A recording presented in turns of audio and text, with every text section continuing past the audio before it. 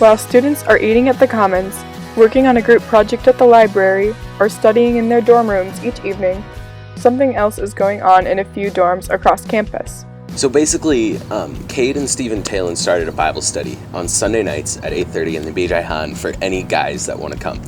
And I went because why not? But then the next week, we went back, we had more people, so that's when we actually made the groups. So then you get a group of like 6, 7, or 8 guys, and then we became the group. We called them family groups because we're like all little families of this big Bible study.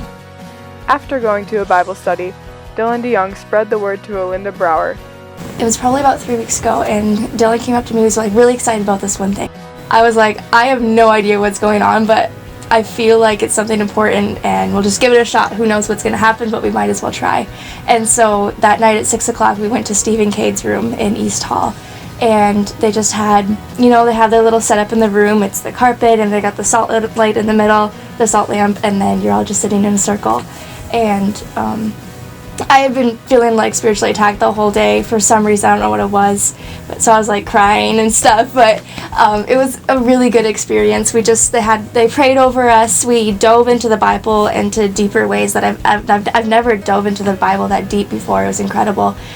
It was at this point that Brower and her roommate Allie Zwart decided to start a Bible study in their room as well.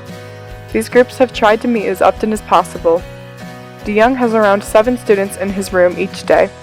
We had 8, but then it got too busy, and that's okay. Like, we don't have everybody there every day because it's busy. 5 o'clock every day is like, it's challenging to do sometimes. Yeah, so we just really tried to dive into the Bible and to go through it and talk about what different verses mean, how they could apply to us, and how it can apply to like the struggles we face today. And then we try to pray together and help each other with different struggles we might be going through. If you're thinking of starting your own Bible study or prayer group in your dorm, there are many people on campus willing to give you some advice. So yeah, I'd say just pray about it and then go to one of theirs, see how it's done, ask like an older adult for advice, maybe find some good verses to start with, and then just see what happens. It doesn't necessarily feel like astounding to be in it in the moment, but when you just think about it, like think about what you're doing, it's kind of crazy. Aaron Wieringa and Lauren Heatheis attended Alinda's Bible study and hope to start their own. It's just like a time to get to know others and to have fellowship and be in the Word of God and to just shine His light wherever we go. Yeah.